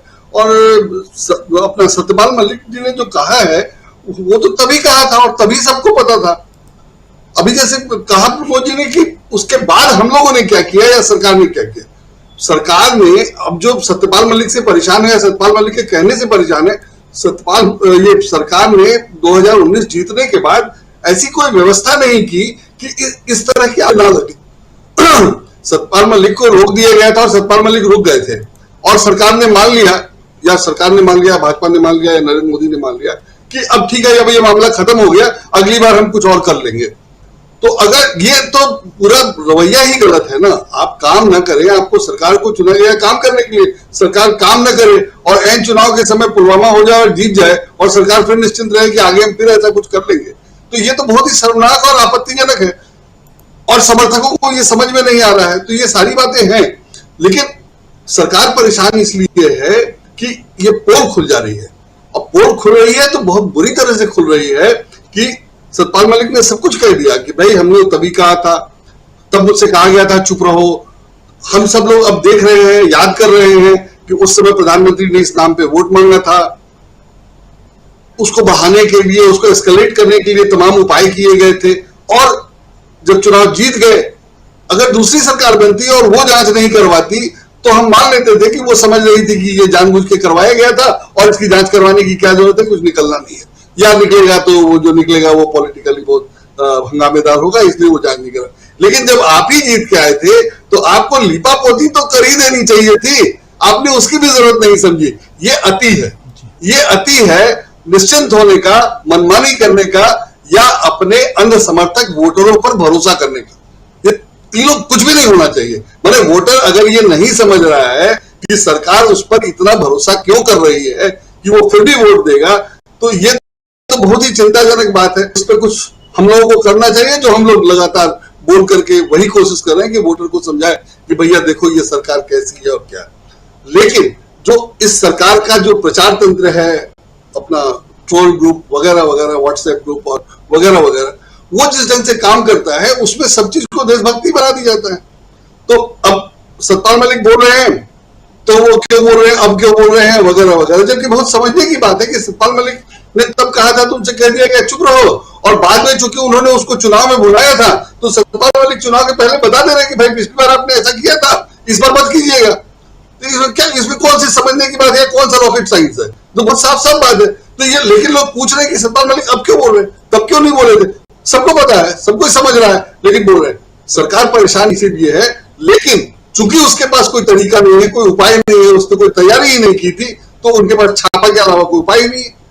छापे से मामला और खराब होगा। मुझे नहीं लगता कि छापे से कोई मामला अच्छा होना, या सत्ता मालिक डर जाएंगे, या जनता को समझ में नहीं आ रहा है, दोनों खराब ही हो रहा है। लेकिन सरकार के पास कोई चारा नहीं है, तो वो कुछ करती हुई नजर आना चाह रही है कि वो इससे शायद प्रूव करे कि सत्यपाल मलिक झूठ बोल रहे हैं, गलत बोल रहे हैं, या बिना आधार की बात कर रहे हैं। लेकिन ऐसा कुछ हम लोगों को लगता नहीं है, और हम लोग समझ रहे हैं क्योंकि हुआ है, सब लोग देख रहे हैं, और अब तो सब रिकॉर्ड में है, अब तो सबका पुराना वीडियो सुना जाता है, भाषण सुना जा सकता है, देखा जा सकता है। तो सरकार की परेशानी का कारण ये है, और हमारी चिंता का कारण ये है कि ये सब हो गया और फिर भी ऐसी स्थितियां हैं कि लग रहा है कि फिर दोबारा भी ऐसा कुछ हो सकता है या किया जा सकता है। ये असल में चिंता का कारण है। जैसे ये एक बहुत साधारण सी बात है कि जब ये अडानी मामले में जेपीसी की जांच की बात हो रही थी, तो कहा जाता है सेबी जांच तो कर रही है, सेबी तो जांच कर रही है, तो जेपीसी की क्या जरूरत है? और अब सेबी क्या जांच कर रही है वो पता चला। तो अगर सरकार को यह पता नहीं था कि सेबी जांच नहीं कर रही है तो अति है, और सरकार को पता था कि सेबी जांच नहीं कर रही है और फिर भी ये कह दिया जा रहा था कि जेपीसी की क्या जरूरत है, सेबी तो जांच कर ही रही है। दोनों स्थिति आती है, और इससे पता चल रहा है कि सरकार कैसे काम कर रही है, प्रशासन क्या है, क्या प्रशासन वो दे रही है, वही सरकार का ही काम था। ये मोदी जी का ही प्रचार था कि लोग यहाँ कमाते हैं, यहाँ रिश्वत लेते हैं, वो विदेश जाता है और विदेश से यहाँ इन्वेस्ट हो जाता है। ये मोदी जी ने ही प्रचार किया था और उन्होंने ही कहा था कि वो पैसा आ जाए तो सबको 15-15 लाख मिलेंगे। उन्होंने ही नहीं कहा था कि ये 100 दिन में आ जाएगा। और अब ये दिखाई दे रहा है कि वो पैसा आकर के इन्वेस्ट हो चुका है। तो आपने क्या किया वो तो दिखाई दे रहा है। आप मानेंगे नहीं और किसी को बोलने नहीं देंगे, जो बोलेगा उसको बंद कर देंगे। लेकिन जो हुआ है वो तो सामने है और आप उसको छुपने, छिपाने, रोकने, ढकने, लिपने, पोतने के लिए हर संभव उपाय कर रहे हैं। जो पार्लियामेंट्री उसमें एक बहुत पहले मैंने जब बंगारू लक्ष्मण को पैसा लेते पकड़ा गया था तभी एक दूसरा स्टिंग हुआ था, शायद उन्हीं लोगों तहलका का ही स्टिंग था या पता नहीं, मुझे याद नहीं किसका था, कि सांसद संसद में सवाल पूछने के लिए पैसे लेते हैं। एक स्टिंग ये भी हुआ था कि सांसद संसद में सवाल पूछने के लिए पैसे लेते हैं। तो अगर कोई सांसद सवाल पूछने के लिए पैसे लेता है तो जाहिर है फिर वो दोबारा सवाल तब पूछेगा जब उसको पैसे दिए जाएंगे और वो अलग तरह का सवाल होगा, अलग तरह का हित होगा या अहित होगा। लेकिन अगर महुआ मोइत्रा ने चाहता कि ये पैसे किसके हैं बताया जाए तो इसको ये समझ लिया कि वो भी पैसे लेके पूछ रही है और वैसे ही हैंडल किया जा रहा है। तो मतलब एक एडमिनिस्ट्रेटिव एक्यूमेन जो होना चाहिए, जो समझ होनी चाहिए कि ये सवाल कौन किसके बारे में पूछ रहा है, किस लिए पूछ रहा है, ये आगे कहां तक जा सकता है, इसको किसी ने समझा ही नहीं, किसी ने देखा ही नहीं। मैं जाहिर है प्रधानमंत्री को नहीं देखना था, ये सेबी को ही देखना था। लेकिन सेबी को इतनी समझ नहीं थी कि महुआ मोइत्रा जो खुद ही इन्वेस्टर बैंकर रही है और वो अगर ये सवाल पूछ रही है तो ये आगे कहां तक जाएगा और फिर दोबारा पूछेंगी और दोबारा वो छोड़ नहीं देंगे। और आज टेलीग्राफ में खबर छपी है, वो पूरा डिटेल है उसका कि वो शिकागो में है और सारी बात बता रही है कि उन्होंने वही पूछा था जो हिंडनबर्ग की रिपोर्ट में है। तो उनको जवाब नहीं दिया गया, उनको कह दिया गया कि सेबी जांच कर रही है। और हिंडनबर्ग की रिपोर्ट में जब कहा गया कि जेपीसी बैठाओ तो कहा कि सेबी जांच कर रही है। और अब ये फंस ऐसे गए हैं कि सुप्रीम कोर्ट में कहना पड़ रहा है कि हम जांच नहीं कर रहे थे। तो ये तो इनकी योग्यता या काबिलियत है पूरी टीम की। मैं एक आदमी की बात नहीं कर रहा, पूरी सरकार की, उसके जो एजेंसीज है, सबकी योग्यता और काबिलियत की हालत ये है कि एक पार्लियामेंट में एक सवाल पूछा जाता है जिसको आप हैंडल नहीं कर पाए। और वो छोटा मोटा मामला नहीं है। 40 ये आज अखबार में खबर है कि 20,000 करोड़ नहीं 43,000 करोड़ रुपए का मामला है और 3-4 कंपनियों के नाम है। उन्होंने 2016 या 17 में नाम लेकर पूछा था कि इन 3 कंपनियों का क्या है और इन 3 कंपनियों के बारे में बताया जाए। 2016-17 में कहा गया था कि इसकी जांच चल रही है और आज हम 2023 में है। अब से भी कह रहा है कि उसकी तो कोई जांच ही नहीं हुई है और संसद में मांग करने के बावजूद जांच नहीं हो रही थी। तो ये सरकार क्या बोल के वोट मांगेगी और क्या बोल के जीतेगी? उसको यही सब कुछ करना है और नहीं तो वो हार जाएगी। और हारने के लिए चूंकि वो तैयार नहीं है तो इसलिए उल्टा पुल्टा करेगी जो समझ में नहीं आएगा और या अजीब होगा। तो यही हो रहा है। मुझे लगता है कि ये सरकार इतनी कॉम्पिटेंट नहीं है कि ये सब करके भी कायदे से कर सके। और वो सब अब मैंने एकदम बुरी तरह खुल करके सामने आ जा रहा है और बोलने के लिए कुछ है नहीं। जैसे करण थापर के सवाल में प्रधानमंत्री उठकर चले गए, उस सवाल का जवाब होता तो उठ के जाने की जरूरत नहीं थी। और अब समस्या यह है कि वैसे एक सवाल नहीं 100 सवाल हो गए जिस पर ये इनको उठ के ही जाना पड़ेगा, कोई जवाब नहीं दे सकता। प्रधानमंत्री तो छोड़िए, किसी से भी आप वो सवाल पूछे तो उठ के चला जाएगा क्योंकि जवाब नहीं है। और ये 10 साल की बीजेपी की कमाई है। राजीव जी। जी बिल्कुल, मतलब बुरी तरह फंसी हुई है बीजेपी और फंस गए हैं प्रधानमंत्री नरेंद्र मोदी। क्लोजिंग कमेंट चाहूँगा डॉक्टर दीपक पाचपुर जी आपसे। दीपक जी, क्या ये माना जाए कि नींद उड़ गई है और अब करें तो क्या करें? ये मामला भी ये 2-1 दिन में ख़त्म हो जाएगा कर्नाटक का, उसके बाद फिर छत्तीसगढ़, मध्य प्रदेश और राजस्थान। और राजस्थान जो है वो उसको लेकर के तो पहले से प्लॉट तैयार है, ऑलरेडी सड़कों पे हैं, गर्मी है उसके बाद भी, यानी कि प्लॉट तैयार है। और नोएडा में जो मीडिया है वो सचिन पायलट को ऐसे भी बहुत पसंद करता है। दीपक जी। जी निश्चित रूप से इस समय भारतीय जनता पार्टी के सामने एक नहीं बहुत नहीं है और सारी जो सारी एक तरह से उफान पर है। अब भारतीय जनता पार्टी के लिए अगर कर्नाटक जीत जाती भारतीय जनता पार्टी तो उसके लिए कुछ तो आसान हो चुका रहता। लेकिन अब समस्या ये है कि अभी कर्नाटक जिस तरीके से हारे हैं और उसके बाद जितने भी चुनाव होने जा रहे हैं उसमें उसके लिए कोई बहुत ज्यादा उम्मीद नहीं दिखती। और जो कुछ भी मुद्दे उठाए जा रहे हैं, चाहे वो सतपाल मलिक के द्वारा हो, चाहे महुआ मोइत्रा के द्वारा हो, या जो अपने आप उठ रहे हैं, या सारी चीजें जो है इस समय राहुल गांधी उठा रहे हैं, या भारत जोड़ो यात्रा से उठते उठते यहां तक पहुंच गए हैं, ये जो सारे के सारे मुद्दे अब जो एक विशाल आकार ले रहे हैं, इसके कारण भारतीय जनता पार्टी की नींद निश्चित रूप से उड़ने के पर्याप्त कारण है। अब देखना यह है कि अगला जो साल सवा साल उसके पास जो बचता है, देखिए विधानसभा चुनाव की बात मैं बहुत नहीं कर रहा हूं, क्योंकि मोदी जी की इस समय प्रायोरिटी जो है, उनकी प्रायोरिटी इस समय अपनी सत्ता बचाने की, मतलब केंद्र की सत्ता बचाने की रहेगी। उन्हें ये पता चल गया है, हमसे ज्यादा वो भी जानते होंगे, उन्होंने भी ज्यादा मॉनिटर किया होगा कि आने वाले अब जो छत्तीसगढ़, राजस्थान और मध्य प्रदेश में क्या होने जा रहा है, तेलंगाना में सब जानते हैं क्या होने जा रहा है। तो अब मोदी जो है उनका पूरा फोकस जो रहेगा, पूरा कंसंट्रेशन अब जो रहेगा 2024 में अपने आप के उम्मीदवारी को बचाना, उस उम्मीदवारी को फिर से प्रधानमंत्री के पद के रूप में फिर से मतलब वापस उस दावे उस पद को पाना और 2024 का चुनाव जिताना जो है वो रहेगा। लेकिन इसके लिए उसके सामने जो सबसे बड़ी कमी रहेगी वो मुद्दों की रहेगी। किन मुद्दों को लेकर वो जाए, जिसके ऊपर हमारे सारे साथी इस समय चर्चा कर भी रहे थे कि परेशानियां एक नहीं बहुतेरी है।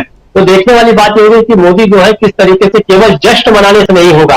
अभी जो उन्होंने जब उनके पूरे 9 साल पूरे होंगे उसके जश्न जो है एक तरह से शुरू हो गए हैं, तो वो जश्नों से काम नहीं चलेगा। जश्न के द्वारा वो कांग्रेस के भ्रष्टाचार और नेहरू जी की बातें और वंश परंपरा इसके बाद में भी बात कर लेंगे। लेकिन अब मुझे ऐसा लगता है कि अभी तक जो भारतीय जनता पार्टी के और मोदी जी की बातों में जो लोग आ रहे थे, अब अगला बचा जो 1 साल है उसके बारे में सीरियसली सोचेंगे, क्योंकि भारतीय जनता पार्टी के खिलाफ 3, 4, 5 चुनाव जब नतीजे लेके आएंगे, तब में या तो कांग्रेस जीतेगी या कोई और, चाहे तेलंगाना में कोई और जीते। लेकिन अब लोग जो हैं इसको बहुत गंभीरता से लेंगे और ये जो सारी चीजें हैं, ये सारी चीजें अब सामने आएगी। असली बात यह है कि जांच से भी अब कुछ नहीं होगा। जैसे जैसे जांच बढ़ेगी, जैसे जैसे आपकी छापेमारी बढ़ेगी, जैसे जैसे आप लोगों को शिकंजे में लाते जाएंगे, अब जो है लोग उसमें नहीं फंसेंगे और वो मान के चलेंगे कि इनके पास ऐसा है जो वो छुपाना चाहते हैं, मतलब मोदी सरकार और भारतीय जनता पार्टी सरकार, ये सब उसके खिलाफ जाएगा। तो इससे बीजेपी की अगर नींद उड़ी है तो अस्वाभाविक नहीं है राजीव जी। जी जी बिल्कुल। और नींद बीच बीच में ऐसे राहुल गांधी भी उड़ा देते हैं। राहुल गांधी अब अमेरिका जा रहे हैं और कभी यहाँ शकुर बस्ती में चले जाते हैं, कभी दिल्ली यूनिवर्सिटी के बच्चों के बीच चले जाते हैं। और सबसे मज़ेदार चीज़ कि दिल्ली यूनिवर्सिटी पहुँचते हैं तो जो उनका स्वागत जो लेडी कर रही है, वही लेडी बाद में मीडिया में आकर के कहती हैं कि हमसे परमिशन ही नहीं लिया। वो उस बच्चों के बीच वो मौजूद रहती हैं। ये तस्वीर भी सबके सामने है। तो नींद कहीं ना कहीं